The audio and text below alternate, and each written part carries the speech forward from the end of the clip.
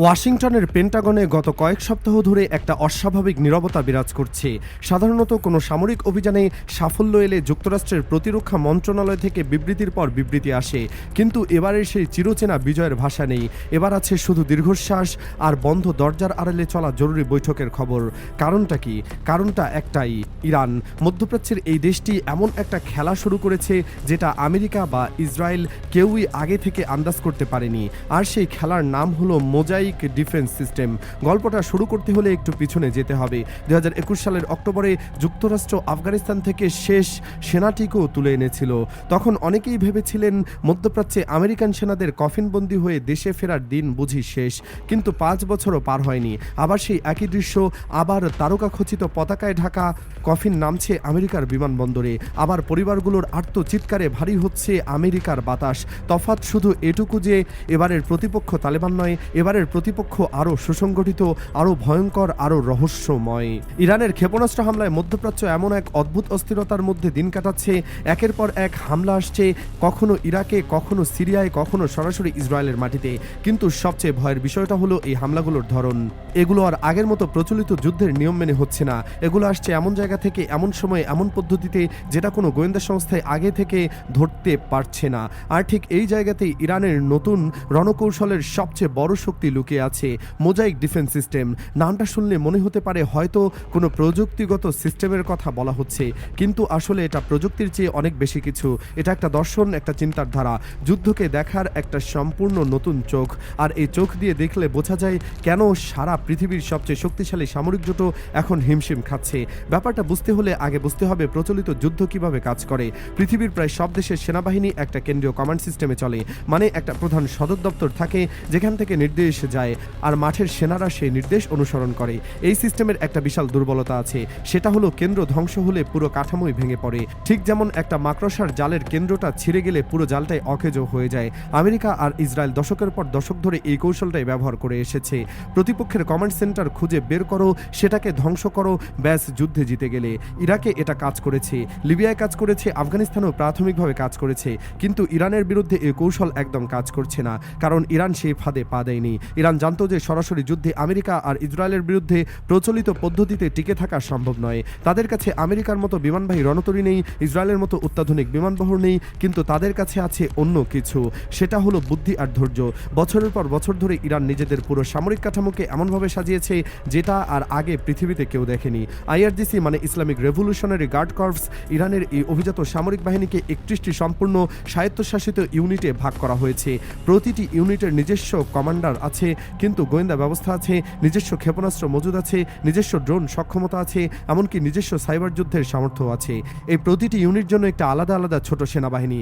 প্রাদেশিক কমান্ডারদের দেওয়া পূর্ব স্বাধীনতা, তেহরান থেকে নির্দেশের জন্য অপেক্ষা না করেই তারা নিজেরা সিদ্ধান্ত নিতে পারে কখন আক্রমণ করবে, কিভাবে করবে, কোন লক্ষ্যে করবে। এখন একটু ভাবুন, যদি আমেরিকা বা ইসরায়েল তেহরানের কেন্দ্রীয় কমান্ড সেন্টার ধ্বংস করে দেয় তাহলে কি ঘটবে?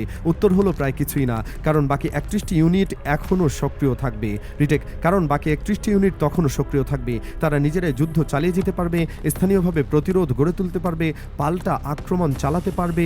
এটা ঠিক সেই মাকড়সার জালের মতো নয়, এটা বরং ক্ষুদ্র ক্ষুদ্র পিঁপড়ের কলোনির মতো। একটা বাসা ধ্বংস হলো, বাকিগুলো আরও তীব্রভাবে সক্রিয় হয়ে ওঠে। আমেরিকা আর ইসরায়েলের যুদ্ধ কৌশলের ভাষায় একটা পরিচিত শব্দ আছে, শক অ্যান্ড অ, মানে হলো প্রতিপক্ষের এমন ভয়ঙ্কর আঘাত দাও যে সে মানসিকভাবে ভেঙে পড়বে। ইরাকে সাদ্দাম হোসেনের বিরুদ্ধে এটা কাজ করেছিল, কিন্তু ইরানের বিরুদ্ধে এই কৌশল ব্যর্থ হচ্ছে। কারণ যখন শত্রু ছড়িয়ে ছিটিয়ে আছে তখন তার কোনো একক কেন্দ্র নেই। যখন সে ভূগর্ভস্থ ঘাঁটি থেকে শুরু করে মোবাইল লঞ্চার পর্যন্ত সবকিছুই ব্যবহার করছে, তখন কাকে আঘাত করবেন, কোথায় আঘাত করবেন? আপনি একটা মিসাইল সাইট ধ্বংস করলেন, পরের দিন আরেকটা জায়গা থেকে মিসাইল উড়ে গেল। আপনি একটা ড্রোন ঘাঁটি গুড়িয়ে দিলেন, 3 দিন পর অন্য প্রদেশ থেকে ড্রোন হামলা হলো। এটা যেন হাইড্রার মতো, একটার মাথা কাটলে 10টা গজায়। কিন্তু গল্পটা এখানেই শেষ নয়। মোজাইক ডিফেন্স শুধু ইরানের নিজের সীমানার মধ্যেই সীমাবদ্ধ নয়, এটাই সবচেয়ে ভয়ঙ্কর দিকটা হলো এটার ভূরাজনৈতিক বিস্তার। ইরান দশকের পর দশক ধরে মধ্যপ্রাচ্য জুড়ে একটা মিত্র গোষ্ঠীর নেটওয়ার্ক গড়ে তুলেছে। লেবাননে হিজবুল্লাহ আছে, ইরাকে শিয়া মিলিশিয়া গ্রুপগুলো আছে, সিরিয়ায় তাদের সমর্থিত বাহিনী আছে, ইয়েমেনের হুথিরা আছে, এই প্রতিটি গোষ্ঠী মোজাইক ডিফেন্সের এক একটা টুকরো, প্রতিটি নিজস্ব ক্ষমতার যুদ্ধ চালাতে পারে, কিন্তু যখন দরকার হয় তখন সবাই মিলে একটা সমন্বিত চাপ তৈরি করতে পারে, যেটা যে কোনো প্রতিপক্ষের জন্য দুঃস্বপ্নের মতো। ভাবুন একবার, আপনি ইসরায়েলের সামরিক পরিকল্পনাকারী, আপনি ইরানকে আক্রমণ করার পরিকল্পনা করছেন, কিন্তু আপনি জানেন যে ইরানকে আক্রমণ করলে শুধু ইরানের পাল্টা হামলা আসবে না, লেবানন থেকে রকেট আসবে, ইরাক থেকে ড্রোন আসবে, ইয়েমেন থেকে ব্যালিস্টিক মিসাইল আসবে, সিরিয়া থেকে আক্রমণ আসবে। আপনি একটা ফ্রন্টে যুদ্ধ করতে গিয়ে দেখবেন 5টা ফ্রন্ট খুলে গেছে। এটাই মোজাইক ডিফেন্সের আসল ভয়াবহতা। এটা সংঘাতকে একটা নির্দিষ্ট সীমান্তের মধ্যে আটকে রাখতে দেয় না, এটা পুরো অঞ্চলকে একটা যুদ্ধক্ষেত্রে পরিণত করে। পেন্টাগনের বিশ্লেষকরা এখন যেটা নিয়ে সবচেয়ে বেশি উদ্বিগ্ন সেটা হলো ইরানের এই কৌশলের বিরুদ্ধে তাদের কাছে কোনো কার্যকর উত্তর নেই। এই ঐতিহ্যগতভাবে আমেরিকান সামরিক শক্তি নির্ভর করে কয়েকটা জিনিসের উপর: প্রযুক্তিগত শ্রেষ্ঠত্ব, আকাশের আধিপত্য, নির্ভুল আঘাত হানার ক্ষমতা আর দ্রুত যুদ্ধের গতিপথ নিয়ন্ত্রণে আনার সামর্থ্য। কিন্তু এই সব কিছুই কাজ করে যখন প্রতিপক্ষ একটা নির্দিষ্ট জায়গায় থাকে, একটা নির্দিষ্ট কাঠামোতে সংঘটিত থাকে। যখন প্রতিপক্ষের শক্তি কেন্দ্রীভূত নয়, তখন সে ভূগর্ভস্থ সুড়ঙ্গে লুকিয়ে আছে, মোবাইল প্ল্যাটফর্ম ঘুরে বেড়াচ্ছে, আঞ্চলিক মিত্রদের মাধ্যমে আক্রমণ চালাচ্ছে, তখন সেই প্রযুক্তিগত শ্রেষ্ঠত্ব আর আগের মতো ফল দেয় না। একটা স্টেলথ বোমারু বিমান দিয়ে আপনি একটা ভবন ধ্বংস করতে পারেন, কিন্তু আপনি একটা ধারণাকে ধ্বংস করতে পারেন না। আর মোজাইক ডিফেন্স শুধু একটা সামরিক কৌশল নয়, এটা একটা ধারণা, একটা দর্শন। সামরিক বিশ্লেষকরা বলছেন ইরান এখন অতীতের যে কোনো সময়ের চেয়ে বেশি ক্ষিপ্র। তাদের আক্রমণের গতি বেড়েছে, নির্ভুলতা বেড়েছে, আর সবচেয়ে গুরুত্বপূর্ণ হলো তাদের আক্রমণ অপ্রত্যাশিতভাবে বেড়েছে। আগে হয়তো একটা হামলার আগে সপ্তাহখানেক সময় পাওয়া যেত প্রস্তুতি নিতে, এখন সেই সময়টা কমে এসেছে কয়েক ঘন্টায়, কারণ 31টা স্বায়ত্তশাসিত ইউনিটের যে কোনো মুহূর্তে আক্রমণের সিদ্ধান্ত নিতে পারে। তেহরানের অনুমতির দরকার নেই, স্থানীয় কমান্ডার মাঠের পরিস্থিতি বিবেচনা করে নিজেই সিদ্ধান্ত নিচ্ছেন। এতে প্রতিক্রিয়ার সময় এতটাই কমে গেছে যে আমেরিকান বিলিয়ন ডলারের গোয়েন্দা ব্যবস্থা অনেক সময় হামলার আগে সতর্কবার্তা দিতে পারছে না।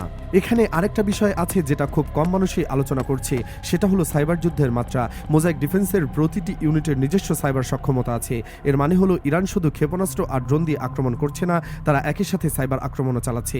একটা দেশের বিদ্যুৎ ব্যবস্থা অচল করে দেওয়া, যোগাযোগ ব্যবস্থার বিপর্যয় করা, আর্থিক ব্যবস্থায় আঘাত হানা, এসব এখন সামরিক হামলার পাশাপাশি চলছে।